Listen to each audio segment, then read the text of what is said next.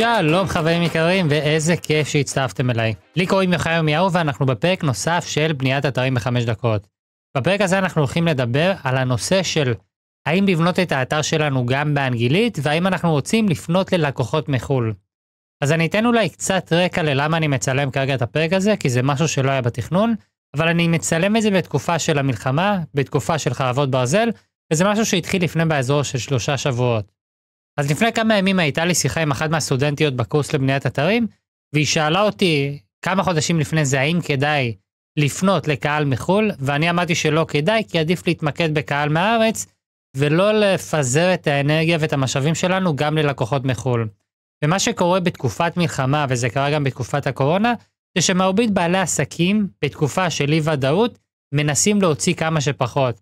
וזאת אומרת שבגלל שכרגע אנחנו לא יודעים כמה זמן תיקח המלחמה, ומתי היא תיפסק ומתי המצב יחזור לקדמותו, יכול להיות שתהיה תקופה של כמה חודשים, אולי אפילו שנה, אנחנו לא יודעים שום דבר בגלל שיש הרבה חוסר ודאות, שבה בעלי עסקים ירצו להוציא כמה שפחות, וככה גם לנו בתור בוני אתרים יהיה כמה שפחות עבודה.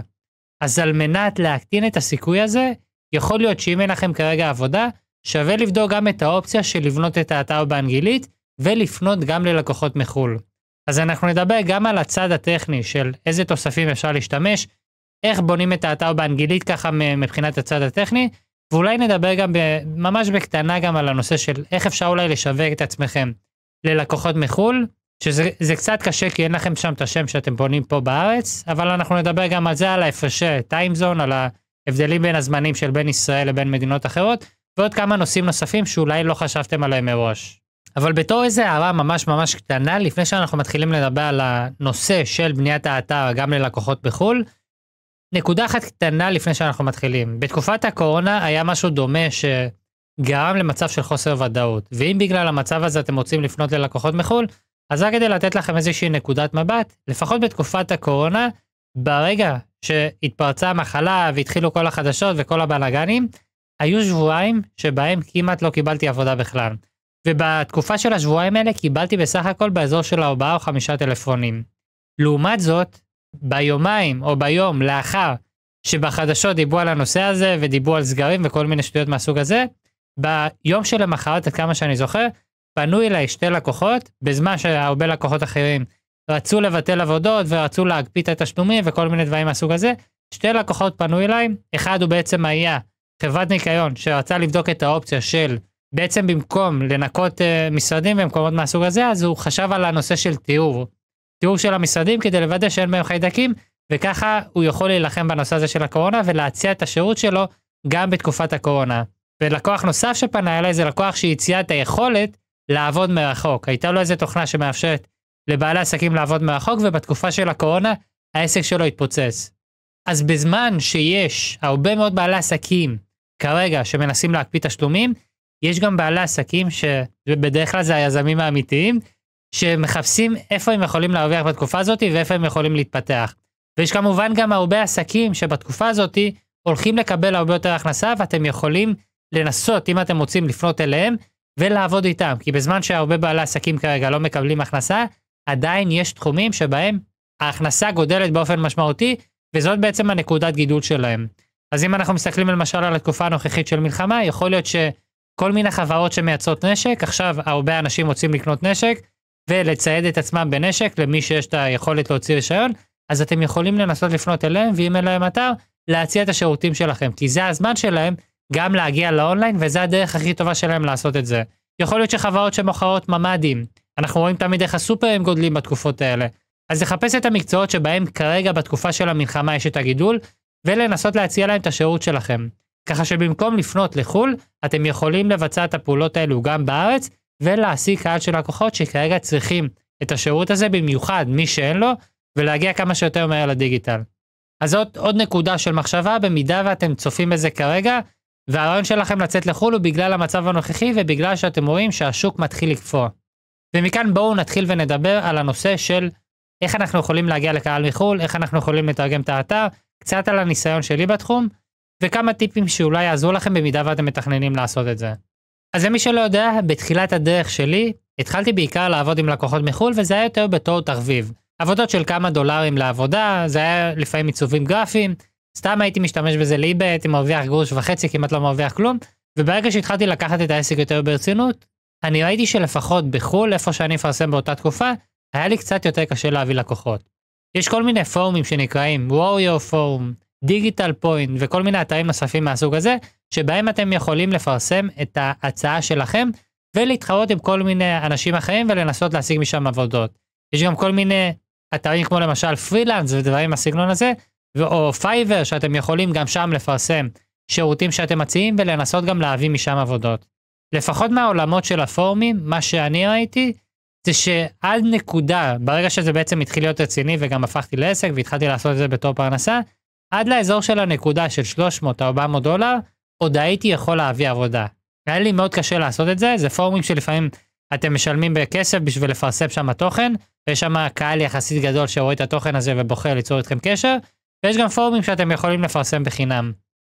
אבל עד הנקודה של איזה 300-400 דולר, כמעט ולא הצלחתי להביא עבודות בכלל, וגם ב-300-400 דולר, קשה מאוד מאוד מאוד להביא עבודות. בואו נדבר על הנושא הזה של לפרסם בפורומים בחול. הסטודנטית שדיברתי איתה גם העלתה את הנושא של פייבר, ולמה זה מאוד מאוד קשה להביא משם לקוחות. ברגע שאנחנו מגיעים לתחרות מחול, ואנחנו מתחרים, כמו למשל בפייבר, עם הרבה מאוד בוני אתרים נוספים שעושים את אותם פעולות שאנחנו עושים, היכולת שלנו להתחרות איתם מבחינה כספית, היא כמעט אפסית.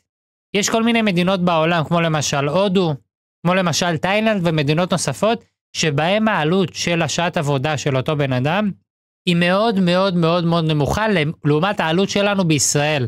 וזאת אומרת שאני בתור ישראלי, לא יכול להתחרות עם האנשים האלה בשום מצב.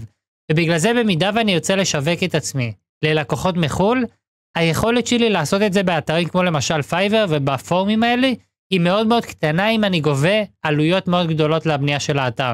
אם זה כמה אלפים לבניית אתר, יהיה לי מאוד מאוד קשה להתחרות באתרים האלה עם אנשים נוספים ממדינות אחרות. כי היכולת שלהם לתת מחיר הרבה יותר נמוך משלי, ולהסתכל בצורה טובה היא הרבה יותר גבוהה ממה שאנחנו יכולים לעשות בישראל. דרך אגב, עוד נקודה חשובה, אם אתם עובדים עם לקוחות מחול, שימו לב שבמידה ואתם עוסקים מורשים, אז אתם לא משלמים מע"מ. ככה שבמידה ואני עובד עם לקוח מישראל, והעלות של המוצר היא 117 שקל, אז 17 שקל זה בעצם המע"מ. אבל לעומת זאת, אם אני עובד עם לקוחות מחול, ואני גובה 117 שקל, אז אני משאיר את ה-117 שקל אצלי.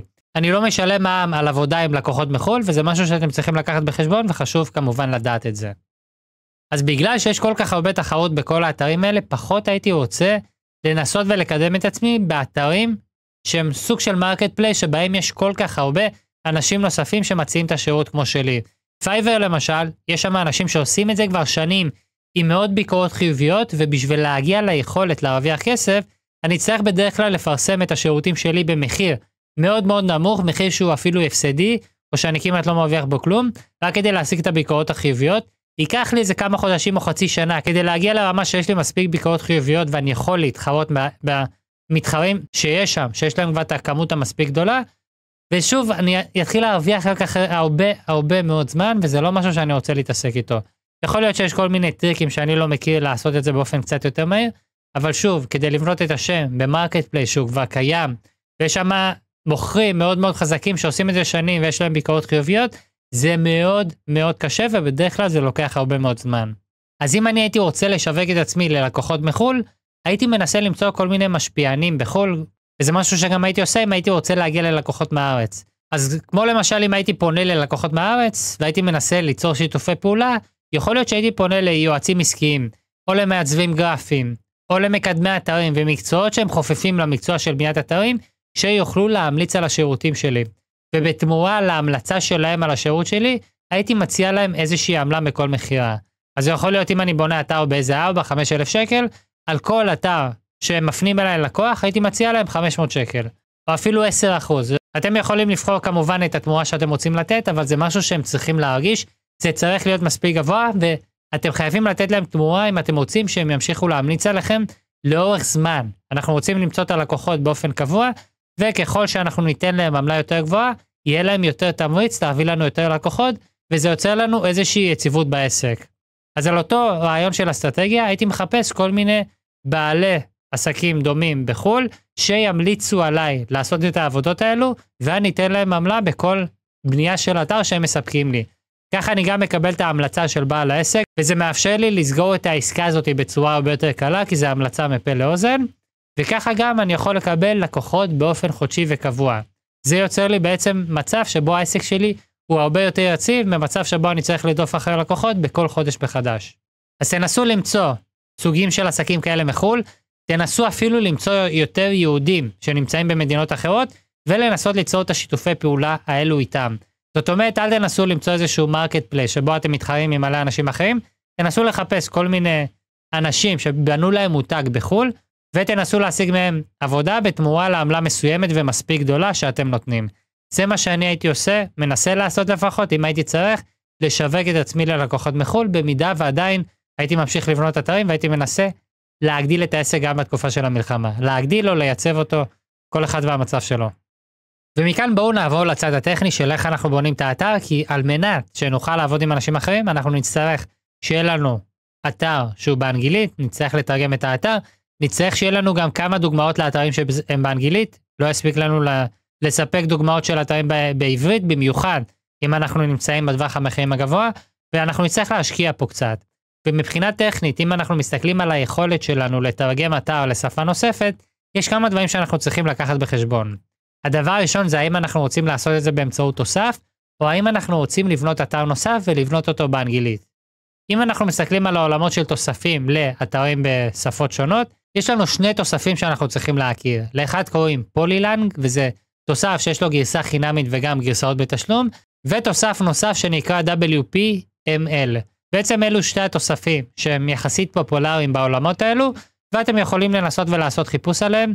אחד זה רק בתשלום, לאחד יש גרסה חינמית, והעלות בתשלום היא הרבה יותר גבוהה ברגע שאתם רוצים להשתמש בתוסף הזה, והתוסף של ה-WPML הוא נותן לכם, אני חושב, באיזה 100 אירו או יורו, אני חושב אתם מקבלים 3 רישיונות לאתרים שונים, ובתוסף של הפולילנג, שהוא תוסף חינמי, אם אתם רוצים לשדרג את זה לגרסת פרו, אז אתם צריכים לשלם הרבה יותר, וזה יעלה לכם רק לאתר אחד. אז זה אחד מהשיקולים שאתם צריכים לקחת בחשבון במידה ואתם מנסים את זה, מה שאני אוהב לעשות, אם אני מנסה לשווק את עצמי בתור מותג, אני בדרך כלל אבנה את האתר על דומיין נפרד. כי בדרך כלל ברגע שאני בונה אתר בעברית, הסיומת של הדומיין תהיה co.il. במצב שבו הסיומת של הדומיין היא co.il, ואני מציג את זה לבן אדם אחר, שהוא נגיד מגיע מארצות הברית, אז פתאום אני מאבד נקודות זכות, רק בגלל שהוא לא מבין מה הסיומת של הדומיין.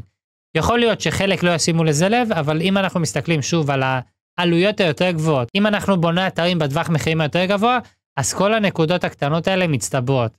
ואני מעדיף פשוט לשכפל את האתר, לקנות איזה דומיין עם סיומת של קום, או סיומת שהיא סיומת גלובלית ולא סיומת ישראלית, ולבנות את האתר מחדש על הסיומת הזאת.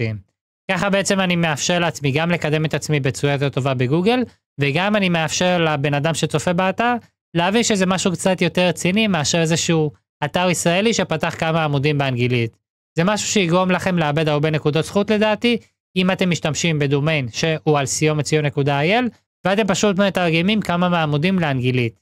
לעומת זאת, אם האתר שלכם הוא בסיומת קום, אז שמה זה מבחינתי קצת יותר טוב, כל עוד האתר שלכם בקום, הוא בעצם, הדומיין המרכזי זה בעצם האתר שהוא באנגלית ולא בעברית, ואתם יוצאים לכם תיקייה נפרדת לעברית, או איזשהו סאב דומיין. אז לפחות מהצד הטכני של התוספים ואיך עושים את זה, אני בדרך כלל מעדיף לשכפל את האתר כמו שאמרתי, וככה זה גם נותן לי יותר שליטה. אם זה אתר קטן או זה משהו שאתם עושים בקטנה עם איזשהו דף נחיתה, אז זה לא כזה קריטי. אבל אם אתם פונים לקהל מחול ואתם מתכננים לעשות את זה באופן רציני, אז תדאגו לשכפל את זה, לתרגם את כל האתר לאנגלית, ותדאגו שיהיה לכם כמה דוגמאות לאתרים באנגלית. ככה זה ייתן רושם ראשוני יותר טוב, ויהיה לכם יותר קל לפנות למשפיענים מחול ולנסות להשיג מהם עבודה, כמו שציינתי במסגרת הפרק הזה. הדבר השני שאני רוצה לדבר עליו זה איך אנחנו מקבלים תשלום במידה ואנחנו עובדים עם לקוחות מחול.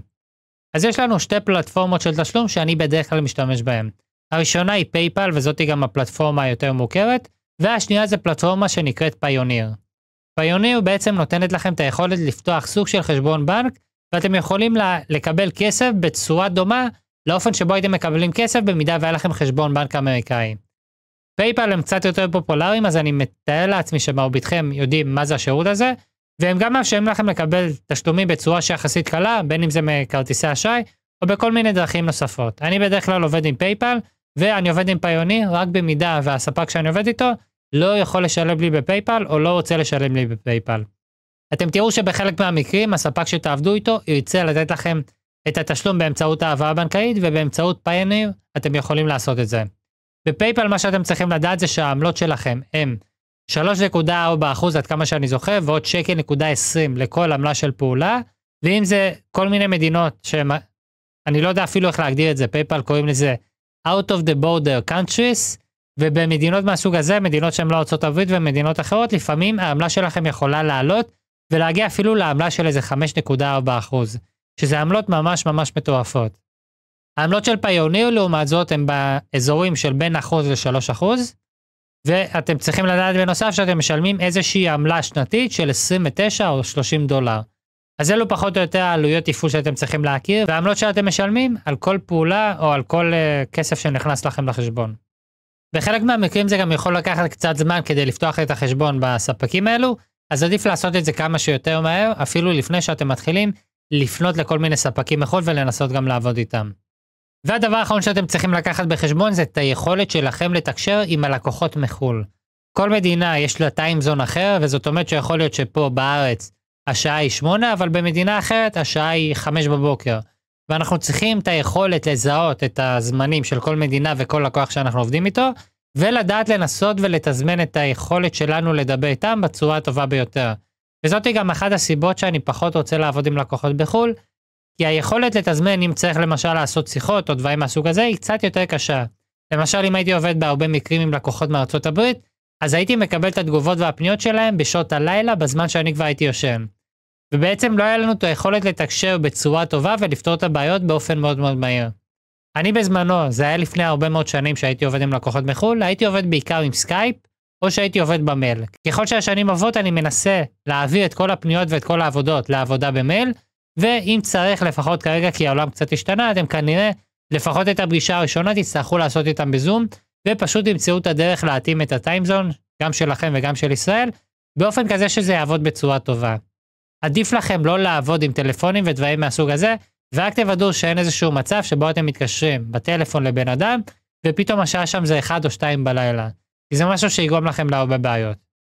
אז זה בעצם כל מה שהיה לי להגיד על הנושא של בניית אתר ופנייה ללקוחות מחול, אלו בעצם הנקודות שאני מסתכל עליהן ברגע שאני רוצה לעשות את זה, ואני מתבסס גם על הניסיון של עבודה עם לקוחות מחול בעבר, ואני מקווה שאם אתם תעשו את זה, זה יעבוד לכם בצורה טובה, אבל קחו בחשבון שזה יכול לקחת זמן. זה לא תמיד משהו שיעבוד לכם ממש ממש מהר.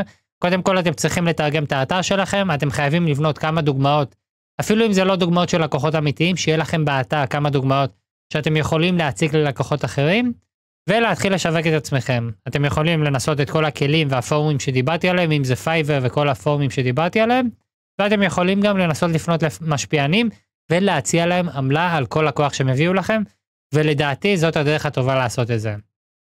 אז עד כאן לפרק הזה, תודה רבה שהצטרפתם אליי, ושאתם מצטרפים אליי לכל הפרקים הנוספים. אני הייתי יוחאי ירמיהו, ואנחנו נתראה בפרק הבא. יאללה ביי.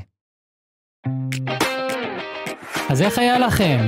אני מקווה שהפרק הזה עזר לכם לפחות ללמוד דבר אחד חדש, שיעזור לכם להפוך לבוני אתרים טובים יותר. במידה והפרק הזה עזר לכם והתוכן שאני מפרסם כאן עוזר לכם ללמוד ולהתפתח, אני אשמח אם תוכלו לעזור לי בחזרה. כל מה שאתם צריכים לעשות זה לשתף את התוכן הזה עם בן אדם אחד שאתם חושבים שזה יכול לעזור לו, וגם לי זה מאוד מאוד יעזור. אם תעשו את זה, זה יעזור לי להגיע ליותר קהל ולפרסם תוכן טוב יותר בעתיד. אל תשכחו גם לדרג, לעשות לייק או כל מה שיש בפלטפורמות השונות, ולמי שרוצה, יש לכם בתיאור של הפרק הזה כל מיני הפתעות ומתנות שאתם לא רוצים לפספס. אז שווה לבדוק את התיאור. תודה רבה שאתם נמצאים כאן ומקשיבים לפודקאסט הזה, ואנחנו נתראה בפרק הבא.